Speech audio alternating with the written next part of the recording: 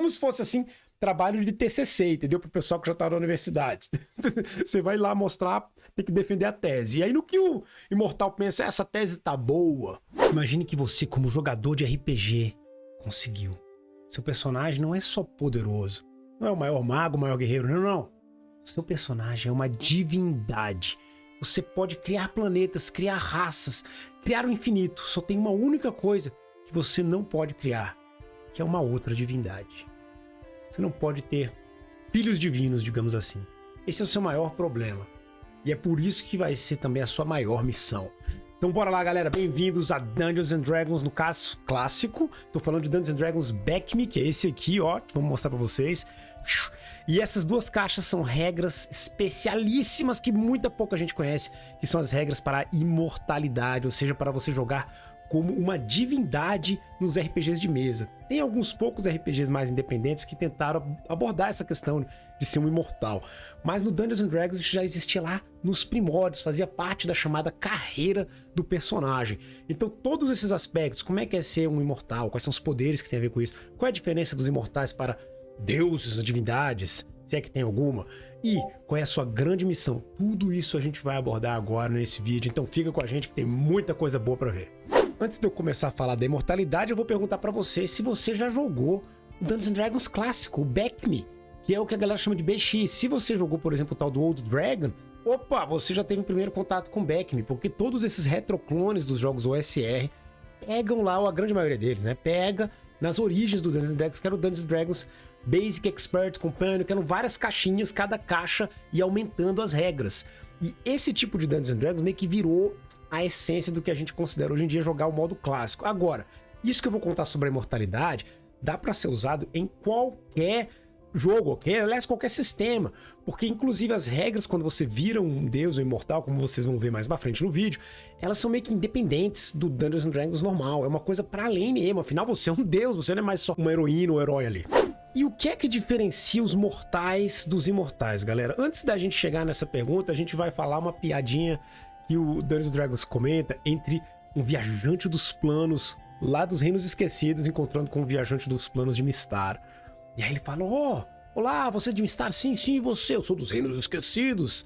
Aí como é que é lá? Ah, lá é muito interessante, nós temos milhares de nações fascinantes e, né, os nossos deuses, os poderes que ficam nos perturbando. E vocês? A gente não tem isso de poderes não, a gente tem imortais. Pera, mas qual a diferença? Como é que são esses seus deuses aí, esses seus poderes? Bem, os deuses são seres de um poder fantástico, enorme, que conseguem fazer de tudo, ficam pedindo pra gente rezar pra eles o tempo inteiro e se metem na nossa vida o tempo todo. Como é que é com esses imortais de vocês? Ah não, os imortais são diferentes. Eles são criaturas enormes de um poder fascinante, que se metem na vida da gente o tempo inteiro, mas só às vezes eles pedem pra gente rezar pra eles, tem uns que nem pedem. E essa é a grande diferença entre os deuses imortais. Isso nasceu, na verdade, não de uma intenção criativa, e sim de uma intenção política. Porque naquela época, galera, o Dungeons and Dragons estava com o maior problema com o negócio, né, da chamada caça às bruxas e tal. Aí o pessoal achando que era um jogo satanista, etc. E aí nisso eles tiveram que meio que limpar tudo que pudesse ser considerado problemático. Uma dessas coisas é, obviamente, a existência tipo de deuses que vão para além da crença católica, etc., do deus monoteísta. Isso já era problema, não podia ser nem usado em jogo. Então eles pensaram, ok, como é que a gente pode manter essa ideia de uma divindade para além, incompreensível, monoteísta, mas existem os deuses, né, pseudo-divindades, meio que nem os romanos, gregos e tal. E aí foi nisso que eles criaram a ideia dos imortais, seres poderosíssimos, que às vezes pediam pro pessoal rezar para eles, às vezes não. E os imortais não eram só um instrumento, tipo de representação das divindades no jogo. Eles também eram um objetivo do seu personagem como carreira. No começo era um objetivo secreto, depois de um tempo todo mundo já sabia. Mas quando nasceu a ideia de que o jogador não sabia que ele podia virar um imortal. Ele ia descobrir durante o jogo que, nossa, olha só, tal imortal um dia foi mortal. Por algum motivo, ele ou ela conseguiu ascender. E essa ideia da ascensão virou parte da carreira do herói. Por isso que são 5 caixas, né, do Basic, Expert. Vou até mostrar elas pra vocês aqui. Essas daqui são 2 delas. A Basic e a Expert. Aí depois disso ainda vem uma verdinha, que era Companion. E a preta, que era a Masters. Nelas a gente vai falar num outro vídeo. E por fim vinha essa aqui, que era a do Immortals. E depois ela foi substituída quando apareceu o Rule Cyclopedia. que juntava todas as regras, né? O Rule Cyclopedia tem meio que todas as primeiros 4 caixas até a preta junto. E aí esse aqui meio que virou o substituto para essa aqui. E a ideia era a seguinte, quando você ia evoluindo como herói, você não tinha essa ideia de só enfrentar monstro mais forte e você era mais forte. Não, a ideia de que o seu papel no jogo mudava. Os jogadores no começo do jogo estavam explorando cavernas, resolvendo problemas locais. Basic. Quando eles viravam expert, eles estavam se aventurando pelo mundo, ajudando talvez um baronado já, suas regiões. E quando eles ganhavam muito nome e responsabilidades, eles ganhavam seus domínios. E com seus domínios eles iam se expandindo pelo mundo ali, em nome talvez do Império de Tiates, ou de Alfatia, ou talvez até do seu próprio nome. E o seu jogador tinha que se preocupar não só com o personagem, mas também com os seus súditos, com seus seguidores. Era um jogo bem diferente. E lá na frente, no que chamava nível mestre, eles começavam a visitar as dimensões. E no que resolvia os problemas das dimensões, eles descobriam que quando eles representassem alguma coisa muito bem, quando eles mostrassem que o poder deles era um poder capaz de realmente afetar o universo de uma maneira tão grande, eles se tornavam dignos da imortalidade. E essa busca pela imortalidade virava a grande missão do seu personagem no final da carreira dele. E não era realmente o final, pois uma hora você virava o imortal. O que acontecia? Você ascendia aos padrões da imortalidade e começava o período imortal de jogo, que é uma coisa muito diferente. E fica mais uma pergunta para vocês: os jogos que vocês já fizeram, tiveram uma estrutura de carreira? Os seus mestres ou mestras se preocuparam em colocar o seu jogador para ter diferentes naturezas de desafios durante o jogo? E não só ser mais monstro, mais forte, até chegar um grande monstrão, super fortão, e você vencer ele? Escreve pra mim nos comentários se você teve o prazer de ter esse tipo de campanha diferenciada. A Ira dos Imortais, que é esse livrinho aqui, ele resumia todos os imortais de Mystara primeiro, mostrando como eles funcionavam, quais eram seus poderes, e dava até ficha pra eles, né, com a descrição dos várias divindades que tem, que Ordana, Flá, todo mundo. Isso aqui, quem tá acompanhando os nossos livros de Mystara já ouviu falar sobre vários desses. E na sequência vinha pra parte de como é que era jogar de imortal. Um imortal como se fosse uma classe, The Immortal Character Class. Passava de level também, tinha save, mas isso aqui só interessava quando enfrentando outros imortais. Ou criaturas de poder imortal. O livro começa com essa cena excelente de uma cavaleira tentando chegar numa distância ali, onde ela vê um grande castelo nas montanhas. Isso representa a chamada Grande Montanha, que não precisa ser uma montanha, mas representa os 7 testes para você ganhar a chance de virar imortal. É só a sua candidatura. Você ia aproximar-se de algum dos imortais, procurar um lugar sagrado para essa pessoa, para você se candidatar, para que ele seja seu patrocinador ou patrocinadora. E você precisa de um patrocinador dos imortais para que você tenha a chance de virar um imortal. Algum dos imortais existentes tem que apoiar você. Nas lendas dos imortais existem as histórias de pouquíssimos, se não me engano são 5 só no caso de Mystara, que viraram imortal sem patrocínio. Mas isso é uma coisa assim ultra mega fantástica, que vale um vídeo por si só. No vídeo de hoje a gente tá focando em o jogador virar normalmente um imortal. E no caso aí, você chega no nível quase máximo do seu personagem. Pouco antes do máximo, você já pode começar essa busca. E aí vai lá, acha o patrocinador, faz tudo que tem que fazer nas grandes missões. São testes de lealdade, de coragem, tudo teste de grandes valores que, detalhe, vão além do bem ou do mal. Tem especialmente a ver com determinação. Determinação é o principal atributo para qualquer imortal. Porque os imortais em Mystara representam 5 esferas. Eles não são aquela coisa de bem e mal só. Eles representam, na verdade, as estruturas do universo. 4 estruturas que foram uma divisão de uma estrutura original, que era da criação, e a estrutura da entropia.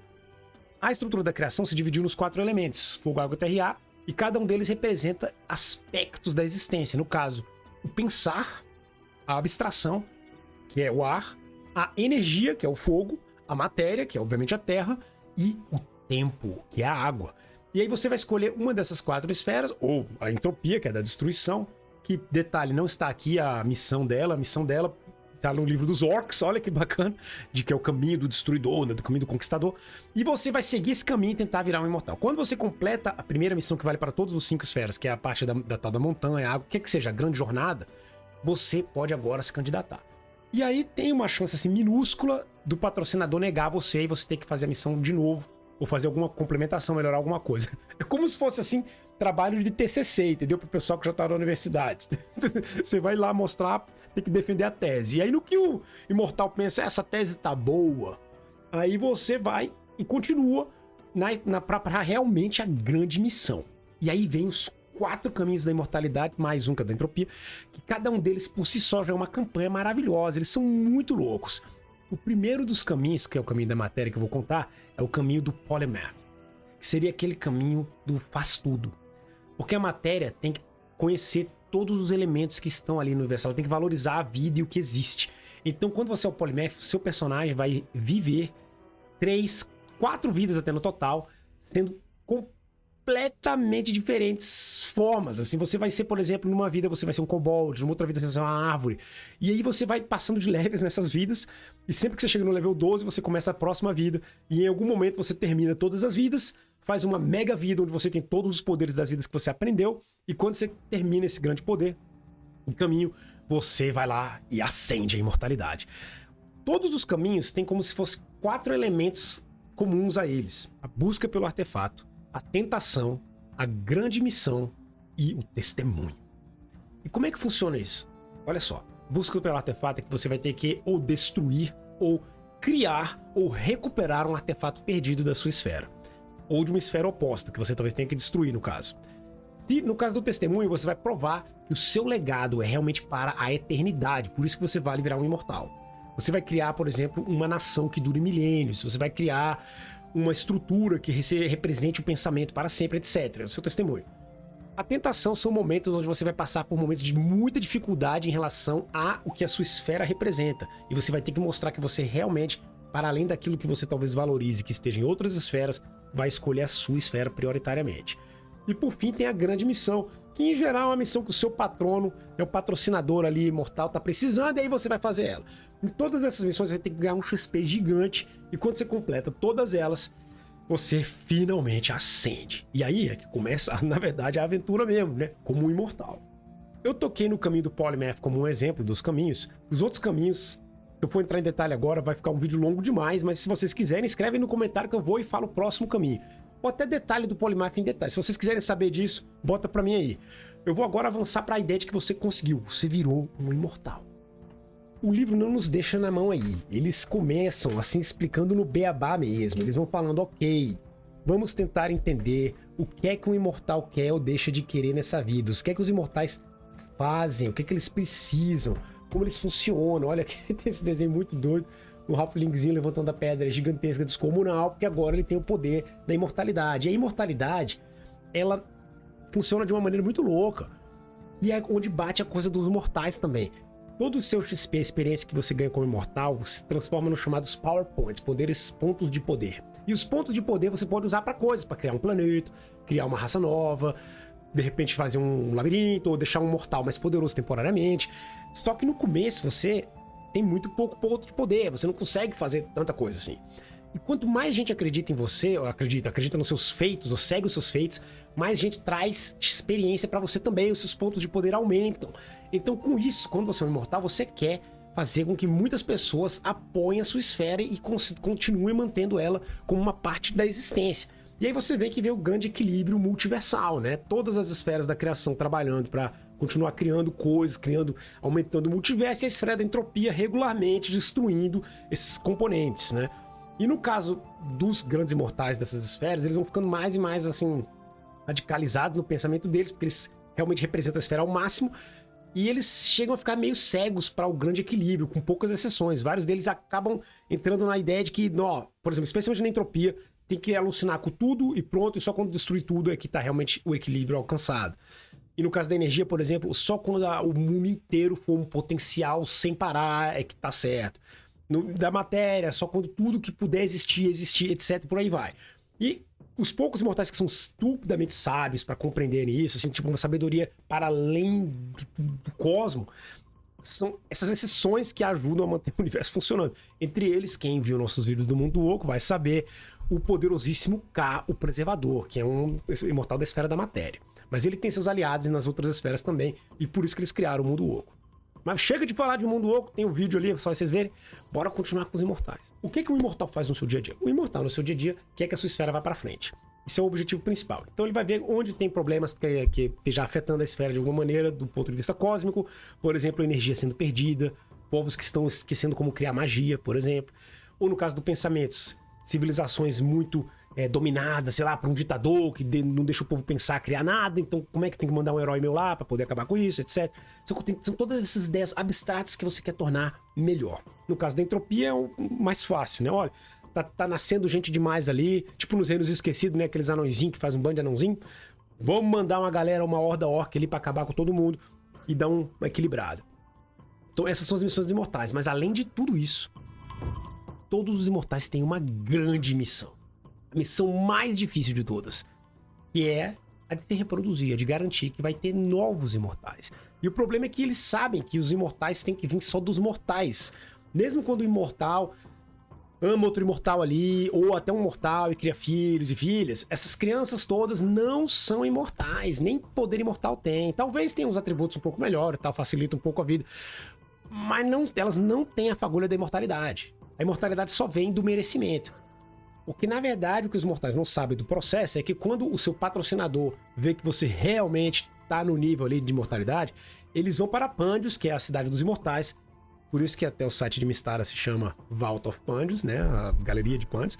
E vão discutir com os outros imortais. E quando todos concordarem, realmente esse aí não tá valendo mesmo. Aí só em acordo das 5 esferas eles conseguem usar a energia deles para criar um novo imortal. E esse acordo é uma coisa que todos os imortais, todos, inclusive os da entropia, levam muito a sério mesmo, pois eles sabem que eles não podem vacilar de ter algum imortal que desequilibre tudo, especialmente na sua própria esfera, e com isso, eles têm que escolher quem é que vai subir e quem é que não vai subir. E para saber quem vai subir, tem que ser pessoas dignas disso. Homens, mulheres e tudo que tiver no meio que seja digno da imortalidade, galera. Aí você vai me perguntar, beleza, e como é que é jogar uma campanha de imortal? Bem, uma campanha de imortais funciona assim de uma maneira diferente. Você, em geral, vai estar escolhendo áreas que você quer ajudar ou melhorar do seu universo ali, e as campanhas vão meio que focar naquilo. Então acaba que você planeja a coisa como se você virasse um mestre de RPG quase. Você vira um mestre que tem as mini-aventuras, e aí ou o mestre vai botar vocês pra jogar as mini-aventuras com os heróizinhos pequenos ali, ou o seu imortal talvez vai fazer o aspecto da imortalidade dele contra isso, porque vão ter outros, né, oponentes, que são as criaturas que também estão nos níveis de planos de imortais. E agora vem, imortais não são deuses, como eu já falei, eles são criaturas de um poder maior, que estão mais próximos da origem do universo. E até eles, os próprios imortais, sabem que tem coisas para além deles próprios ainda, né? Quem lê os livros dos Reinos Esquecidos sabe disso, que quando termina Grande Tempo das Perturbações, o próprio Au, que é o Overgod, o pau de todos os pauas, que conversa com os deuses, ele mesmo termina o livro falando com um outro poder ainda maior que ele, que eles nunca é revelado, dizendo que não, aqui no meu multiverso tá tudo em ordem de novo, não tem problema não. Então tem uma coisa assim meio da corporação no jogar de imortais. E entre as criaturas com poderes imortais existem criaturas como, por exemplo, os demônios, Demogorgon, Orcs, que são criaturas que estão ali na imortalidade, mas que vieram de um princípio do universo. E eles estão usando os poderes deles sem pensar muito. E essas criaturas são vários dos oponentes que você vai encontrar em jogos de imortais. Raramente vai ser realmente aquele clássico, tipo, batalha mesmo entre os monstros. Em geral, vai ser sempre uma coisa meio indireta e abstrata. E aí vocês estão vendo, né? Tá tão abstrato e indireto e não sei o quê, que fica difícil criar aventuras para esse tipo de jogo, que é o motivo que não deu muito certo essa coisa de botar o povo para jogar de imortal. Tanto que a própria Rule Cyclopedia, a princípio, botava a ideia de, faz a missão de virar, porque ela é muita emoção, mas quando terminou ela, beleza, você virou imortal, pronto. Joga outra coisa aí, que Dungeons and Dragons funciona melhor sem ser imortal. Mesmo assim, depois eles ainda voltaram atrás, fizeram o tal da Ira dos Imortais, que criou isso. Só que aí, com a Ira dos Imortais, eles criaram também uma campanha que tentasse mostrar como é que era ser uns imortais em efeito nisso. E aí nasceu a ideia do metaplot, que é essa coisa de ter um jogo mudando as regras, uma narrativa junto ali que afeta o seu mundo. Você como jogador, mestre especialmente, pode até odiar isso, achar, meu Deus, eu tava aqui com o meu jogo tão legal, eu até gostei de usar o cenário pronto, sei lá, Reinos Esquecidos ou do Greyhawk, e aí vem os caras e publica esses livros com essas ideias malucas. Será que eu tenho que usar isso? Ninguém tem que nada, é RPG, tá? Ninguém tem que nada. O jogo é teu. Agora tem gente que lê e fica com aquele sentimento de que talvez eu tenha que usar até pra poder usar os outros produtos, oh meu Deus. E aí essa do metaplot é uma coisa que muita gente não gosta. No caso de Mystara, a maior coisa do metaplot foi a grande Ira dos Imortais, que foi uma batalha terrível entre todos os imortais se combatendo ali, porque um deles decidiu fazer uns experimentos que possivelmente iam anular com toda a magia do universo. Mas ele achava que isso era importante para o desenvolvimento do multiverso como um todo, e ele não poderia parar. E os outros, não, você tá doido, se você vai anular magia, as raças mágicas vão morrer tudo e tal. Quem viu meu vídeo sobre o Dia do Medo, esse é um resultado do que aconteceu nessa grande história do Metaplot. E nesse Metaplot ele é feito para ser jogado em duas áreas. Numa área com jogadores normais, vivenciando todas as mudanças do mundo ali e tentando fazer o que é possível, e eles são, de certa maneira, os peões dos imortais, ou você como imortal, mexendo justamente os seus peões para tentar ou ajudar o cara. Pode ser que você seja desses que realmente quero mais é que a energia do universo seja dessa nova magia aí, ou ao contrário, não, vamos parar esse cara. E aí eles fizeram essa campanha mostrando como você como imortal pode fazer isso também. Para além dessa, tiveram 4 aventuras chamadas as IM 1, 2, 3, 4, que são aventuras onde eles colocaram a ideia de imortais explorando o multiverso, resolvendo problemas assim, de divinos. E eles são muito semelhantes às lendas gregas, sobre os deuses gregos. Os caras pegaram várias das lendas gregas, deram uma costurada ali e adaptaram para virar a aventura pro imortal. E eu falo para você, serve como uma excelente inspiração para os seus próprios jogos com seus jogadores como imortais. Tá? No livro original dos Imortais, esse aqui é o primeiro, o foco era muito nessa parte cósmica. Então eles tinham muitas regras sobre como é que era você criar planetas e dimensões. Eu já começo com as viagens dessa aqui. E como é que era para o seu jogador sair viajando por essas áreas. E, inclusive aqui eles vinham... Aliás, deixa eu mostrar um desenho antigão do Demogorgon original aqui para vocês, ó. Esse aqui é o Demogorgon e Orcus nessa versão aí.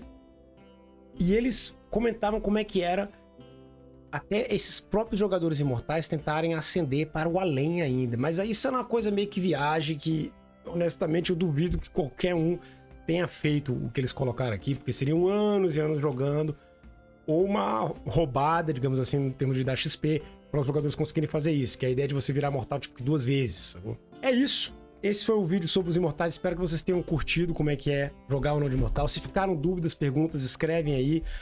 E na próxima a gente vai entrar em outros aspectos. Dessa vez vai ser em Greyhawk. Abração.